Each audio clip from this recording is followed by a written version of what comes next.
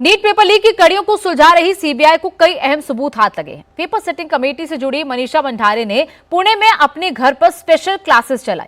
Beautician Manisha Waghmare ने बच्चों को इकट्ठा किया और प्रोफेसर पीवी कुलकर्णी, जो लंबे वक्त से नीट पेपर सेट करने वाले पैनल में शामिल थे, उसने अप्रैल के लास्ट वीक में छात्रों को अपने घर बुलवाकर क्वेश्चन आंसर रटवाए थे।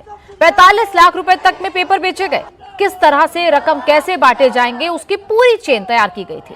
एडवांस से लेकर फाइनल पेमेंट तक सब कुछ तय किया गया था।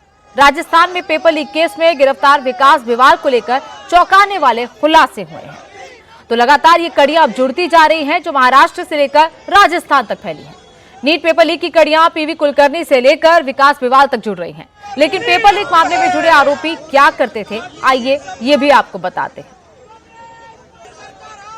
नीट पेपर लीक में 3 बड़े मास्टरमाइंड के इर्द गिर्द ये पूरा रैकेट एक्टिव था। इस केस में मास्टरमाइंड मनीषा मंडारे को आज दिल्ली की राउस एवेन्यू कोर्ट में पेश किया गया, जहां से सीबीआई को 14 दिन की कस्टडी मिली है।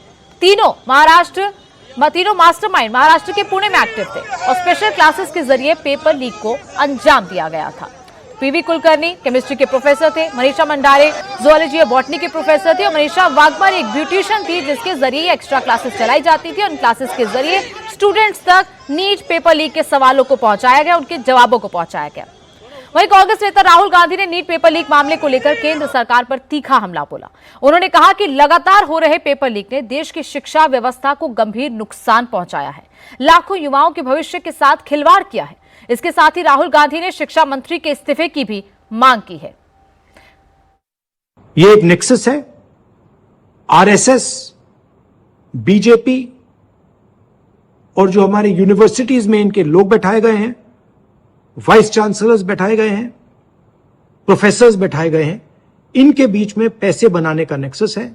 और इस नेक्सस ने हिंदुस्तान के एजुकेशन सिस्टम को खत्म कर दिया है। पूरा देश जानता है कि अगर आप वाइस चांसलर बनना चाहते हैं, आपको सब्जेक्ट नॉलेज की कोई जरूरत नहीं, आपको एक्सपीरियंस की कोई जरूरत नहीं। अगर आप आरएसएस के हैं तो आप वाइस चांसलर बन सकते हैं। अगर आपकी विचारधारा आरएसएस की नहीं है, आप वाइस चांसलर नहीं बन सकते हैं। यही है कारण कि इस देश में 80 बार पेपर लीक हुआ है और 2 करोड़ युवाओं का भविष्य बर्बाद हुआ है। प्रधानमंत्री को इमीडिएट ऑर्डर देना चाहिए कि धर्मेंद्र प्रधान जी को इस्तीफा दें, उनको सैक किया जाए और जो गिल्टी लोग हैं उनको पकड़ के जेल में डाला जाए।